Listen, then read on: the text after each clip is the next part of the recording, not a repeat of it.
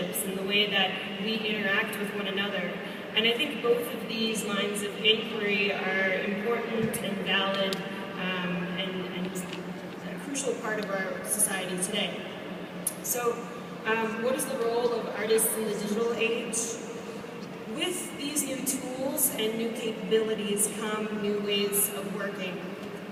New skill sets are required, skills that start to close the gap between the arts and the sciences. What does it mean today if an artist is also a coder, if they're using neuroscience or nanotechnology in their work? Today's artists play these new hybrid roles that tend to defy our traditional categorizations and assumptions about what an artist is and does. Many artists today have a rigorous research practice that's part of their work and isn't all that different from the kind of research that's going on in the laboratories. Their principal goal is to ask questions, investigate areas of interest, search for knowledge, and survey their environment and devise and conduct experiments to reveal new truths. But the major difference between artists and researchers in the traditional sense is in the kinds of questions that they ask. Many researchers are bound by the labs that they work in, the companies that they work for, or academia. They need funding for their practice. Artists are a little bit freer. They can ask questions that are maybe more provocative, that maybe lie outside of what's practical, and this gives them a wider area of possibilities to explore. And oftentimes they are able to stumble on things that are actually useful to science, and this creative investigation is equally valuable, I think.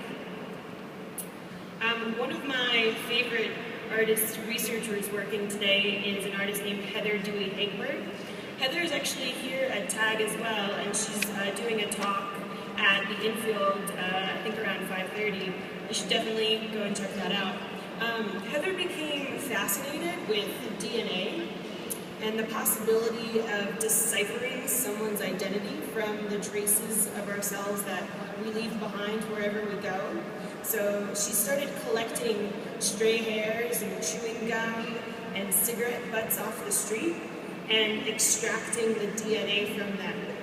And then she uses known traits that are contained within your DNA, like maybe your bone structure or your skin color. She uses a facial modeling software to construct hypothetical portraits of what these people might look like based on the information contained in their DNA. So the first thing that people always ask me when they hear about this project is it accurate? I mean, is it going to look like me? And this is a picture of Heather with her own portrait. And as you can see, it's pretty similar. It's similar enough to be a little bit creepy. So what she's doing in her practice is she's utilizing the same techniques that are used by forensic scientists and criminal investigation specialists, but she's using them to ask questions about privacy and security. We're just discarding our DNA all over the place without a second thought, but maybe it's actually the most valuable information that we have about ourselves. But what she's also doing is she's exposing the limitations of science in her work. Because, for instance, the software that she's using was created in Basel, Switzerland, and it was using a pool of test subjects that were predominantly white. And so the software actually has a hard time creating accurate representations of people from different ethnicities. And Heather has been building upon this software and adding more information to it, diversifying its pool of test subjects.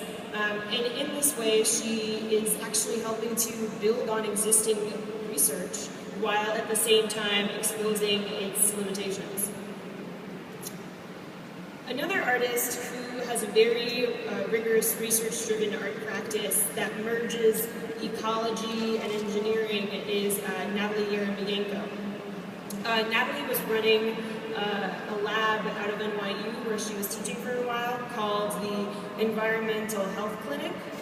And people would come to her with their concerns about air pollution or water pollution, and she would give them prescriptions the way that you would get from a doctor. And these prescriptions were for artistic interventions as opposed to, take this medicine. So they would conduct these artistic experiments out in public, and they were kind of quirky and a little bit weird. So one was walking tadpoles down the street.